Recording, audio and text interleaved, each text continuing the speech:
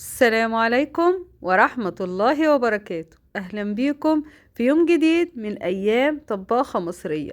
النهاردة إن شاء الله هنتعرف مع بعض على مشترياتنا النهاردة بالأسعار، وهنتعرف مع بعض إزاي تنقي الخضار، وهنتعرف مع بعض إيه الخضار اللي ينفع تفرزيه وإيه الخضار اللي ما ينفعش تفرزيه. يلا بينا نسمي الله ونصلي على الرسول ونشوف يومنا النهاردة مش إزاي. اللهم إني أبرأ من حولي وقوتي وألجأ إلى حولك وقوتك يا ذا القوة المتين. أول حاجة ابتديت بيها وهي الكرنب. الكرنب من أجمل الوصفات الشتوية اللي بيعجب كل الناس. طيب إزاي أشتري الكرنبة صح؟ بتضغطي على الكرنباية كده تشوفيها هل هي ناشفة ولا تحسيها كده بتاخد وتدي معاكي. لو هي مهوية شوية يعني ما تبقاش مهوية قوي، لا أنا عايزاها ولا جامدة قوي ولا مهوية قوي، تبقى دي مظبوطة وحلوة جدا وترمي معاكي ورق كتير. انا جبت 3 كرنبات صغيرين كده بس ما شاء الله رموا معايا ورق كتير. جبت الكرنبايه من دول ب10 جنيه، يعني هي الست قالت اي كرنبايه ب10 جنيه، فانا جبت ال3 دول. هعملهم ان شاء الله ناكل منهم وجبه ونعين وجبه في الفريزر برضو رمضان، وعملناها مع بعض قبل كده. جبت كمان الخضرة ما شاء الله حلوة جدا في الشتاء. انا جبت ال7 ربط من الخضرة، جبت ال7 ب5 جنيه، يعني هي ما شاء الله كتيرة جدا وسعرها حلو جدا، ومن الخضروات اللي بتنفع تتفرز وبتطلع حلوة جدا، وعملناها برضو مع بعض.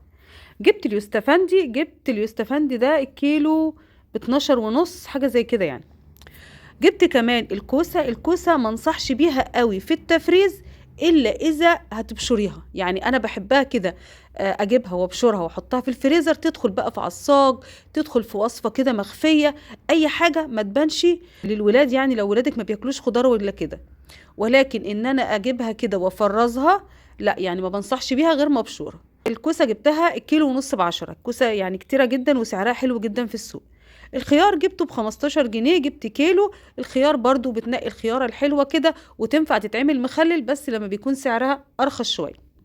جبت كمان البتنجان الرومي ده بتضغطي كده على البتنجانية تحسيها طرية في ايدك، وفي نفس الوقت ما تكونش تقيلة قوي، يعني تكون البتنجانية طرية وخفيفة. جبت برضو البتنجان الكيلو ونص ب10. البسلة من أحسن الأنواع اللي بتنفع تتفرز في رمضان. نقي البسلة كده اللي تكون كلها مليانة حب، فما شاء الله البسلة سعرها حلو جدا ورخصت خالص. أنا جايبة ال2 كيلو ب25، يعني احنا كنا الأول بنجيب الكيلو ب25، دلوقتي البسلة رخصت وما شاء الله مالي السوق. فحاولي بقى تجيبي دلوقتي كده وتتشطري وتفرزي منها لرمضان للسنة كلها، بتنفع في كل حاجة. جبت كمان الكنافة. يلا بقى ابتدينا كده نشيل كنافة رمضان.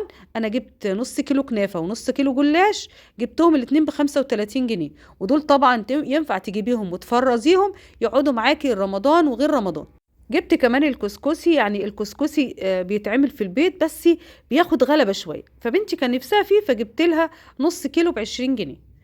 جبت كمان الفشار، جبت ربع فشار وجبت نص ترمس وجبت ربع حمص، بس للأسف مش فاكرة الأسعار بالظبط. وجبت كمان نص كيلو عدس أصفر. أنا كنت جايبة معاكم برضو قبل كده نص ترمس وربع حمص، وقلت هنخليهم للعيد لو محتاجناهمش، فلما جيت أحتاجهم فأنا دلوقتي جبت غيرهم هسيبهم للعيد، وهستعمل اللي أنا جايباهم من قبل، علشان برضو الحاجات دي يعني لو أنا جبت من قبل أستخدم وأخلي الجديد هو اللي أركنه لو أنا عايزة أعينه أو حاجة. جبت كمان البطاطس، يعني جبت البطاطس ب9 جنيه كيلو. البطاطس دلوقتي الطينية أحسن من البطاطس الرملية في التحمير، فانتي لو هتجيبيها للتحمير هاتي بطاطس طينية اللي هي بيكون فيها كده الطينة من بره. لو هتجيبيها للطبيخ للسلق أو كده تقدري تجيبيها عادي من اللي هي البطاطس الرملية، والبطاطس الرملية هتلاقيها أرخص في السوق من البطاطس الطينية. جبت كمان المجات دي، يعني المجات جبتها المج ب10 جنيه. انا جبت المجات العادية التقليدية خالص، يعني انا عندي مجات كتير بس زوجي بيحب النوعية دي فجبت له 3 كده.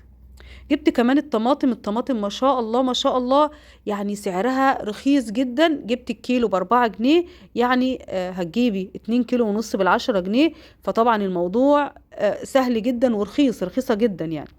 جبت كمان ال6 كيلو ب10 جنيه من الطماطم دي. في منها كده لو تلاحظي لونها مش احمر بس جامدة، ديت هنقضها وهخليها بره التلاجة لحد ما تحمر. والحمرة الطرية هاخدها واسبكها وهنعملها بطريقة حلوة جدا. تابعي معايا الفيديو وان شاء الله تستفادي من الافكار اللي موجودة فيه النهاردة. فانا جبت ب20 جنيه طماطم، 10 جنيه طماطم هخليها للسلطة للاكل كده، يعني تتحدق بقى اي حاجة بتبقى جامدة بخليها في التلاجة. والطرية دي اللي انا جايباها ما شاء الله 6 كيلو ب10 ديت هنعملها ان شاء الله مع بعض بطريقة حلوة جدا. يلا بقى بينا ندعي لاخواتنا في فلسطين. اللهم انصر اخواننا في فلسطين وفي اهل غزة خاصة. اللهم ارفع عنهم الظلم والاضطهاد، وأن تعيد لهم الأرض المقدسة، وأن تجعل المسجد الأقصى حرا شريفا آمنا. اللهم آمين يا رب العالمين. اللهم انصر إخواننا المستضعفين في كل مكان. يلا بينا بقى كده واحنا بنلم الخضار بتاعنا ده ونحطه في مكانه، تعالوا نذكر الله. ألا بذكر الله تطمئن القلوب. لا إله إلا الله وحده لا شريك له، له الملك وله الحمد، يحيي ويميت وهو على كل شيء قدير. صلوا على النبي. اللهم صل وسلم وبارك على سيدنا محمد وعلى آله وصحبه أجمعين وسلم تسليما كثيرا. هنا كان عندي شوية من الطماطم كانوا جامدين من السوق اللي قبله، فانا هبتدي انقضهم كده، اشوف لو في واحدة طرية، واحدة مش عجباني مش هتعيش معايا، هشيلها واركنها على جنب، وهبتدي احط الطماطم الجامدة اللي انا جايباها معاها. انا بحب كده التلاجة بتاعتي تكون مليانة طماطم، خيار، جزر، اي حاجة من الحاجات دي حلوة جدا. يعني لو مفيش اكل في البيت، شوية رز وشوية سلطة وتسلقي كده وكام بيضة، والله الولاد بياكلوا وبيبقوا مبسوطين والاكل بيبقى زي الفل. ما عندكيش بيض، بطاطسايه محمره كده جنب الاكل برضو بيبقى حلو جدا وزي الفل.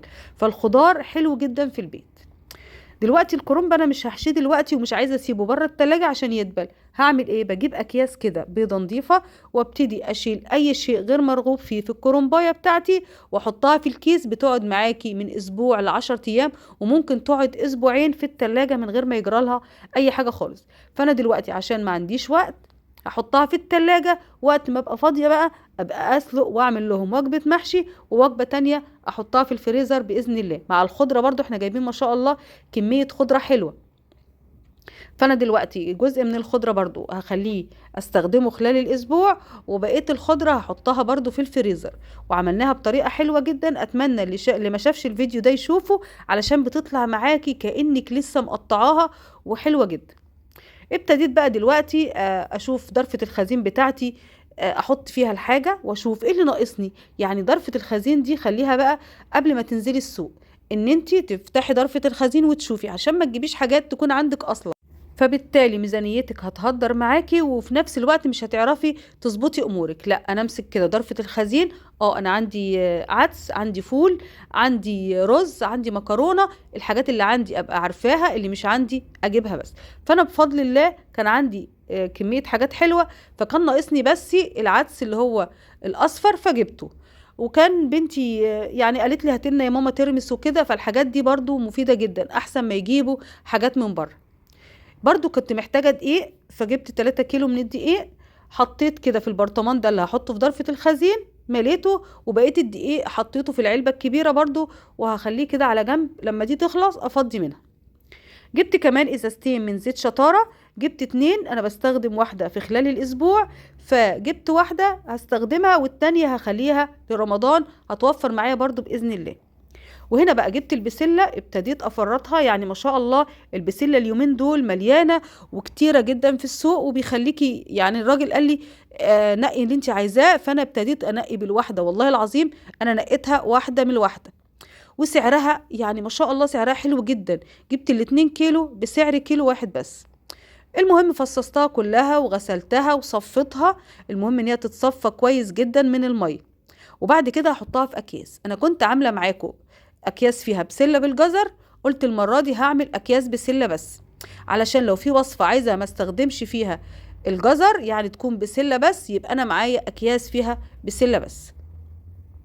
فبالتالي هبتدي بقى احط البسله بتاعتي في الاكياس. وما انصحش ابدا ان انت تعملي الخضار باي طرق، يعني هي اسهل طريقه، هي احسن طريقه ان انا احط الخضار اخرج منه الهواء خالص. شايفين انا بحاول اطلع البسله افردها كده بالعافيه علشان انا مخرجه الهواء خالص من الاكياس. فالطريقه دي احسن طريقه ومضمونه. طلعي الخضار زي ما هو مجمد، ما تسيبوهوش يفك، واستخدميه.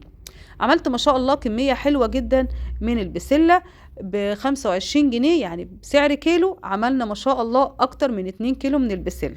هحطها برضو في الفريزر، هتوفر معايا وقت بقى ومجهود، وهتوفر معايا في الميزانية. هتلاقي في رمضان كده يعني مصاريفه بتبقى كتير، بس لو عندك حاجات في الفريزر هتوفر معاكي. تقدري تجيبي بقى الحاجات التانية اللي هي اصلا مش في العادي بنجيبها، يعني في الايام العادية مش بنجيبها بس في رمضان، لان رمضان بنعمل فيه حلويات اكتر، اكلات اكتر وكده. فلو عندك التجهيزات دي هتوفر معاكي جدا. انا جبت بقى الطماطم بتاعتي، غسلتها ونضفتها وعملت تقلية بصل حلوة كده، شوية بصل محترمين، وقلتهم وحطيت فيهم الطماطم وسبتها تتسبك. وهبتدي احطها في علب واحطها في الفريزر. حبيت اعمل محشي هطلع علبة كبيرة، حبيت اعمل خضار اطلع علبة وسط، حبيت اعمل اي حاجة بطلع منها. وكمان عاملة معاكم قبل كده، اللهم صل على سيدنا محمد، صلوا على النبي، عاملة معاكم الصلصة بتاعت المكرونة بطريقة حلوة جدا برضو، وحطيناها في الفريزر. فالحاجات دي بتوفر معايا وقت ومجهود، وكمان بتوفر في الميزانية. أتمنى لو وصلتم لحد هنا وعجبتكم أفكارنا النهاردة، متنسوش تدعمونا بلايك للفيديو، وتشتركوا في القناة لو انتوا لسه جداد علينا، وتفعلوا الجرس، وتكتبوا لنا تعليق حلو منكم علشان اتشجع واقدم لكم وصفات احسن واحسن بإذن الله. كده الطماطم بتاعتي ما شاء الله عملت معايا كمية حلوة، غير اللي انا سايباها كمان في التلاجة. يعني انا سايبة جزء في التلاجة اعمل بيه محشي بقى، المحشي الكرنب اللي انا جايباه، اعمل بيه وصفات خضار تانية. جايبة كوسة برضو لو حبيت اعملها مطبوخة او حاجة، بيوفر معايا كتير جدا. بطلع الطماطم اللي انا حطاها او الصلصة اللي انا عاملاها في التلاجة، بتوفر معايا وقت ومجهود، وكمان بتوفر في الميزانية. هحطهم بقى في الفريزر. وبكده يومنا النهارده يكون خلص. اتمنى ان افكارنا ووصفاتنا تكون عجبتكم، واشوفكم ان شاء الله في يوم جديد من ايام طباخة مصرية. واستودعكم الله الذي لا تضيع ودائعه، والسلام عليكم ورحمة الله وبركاته.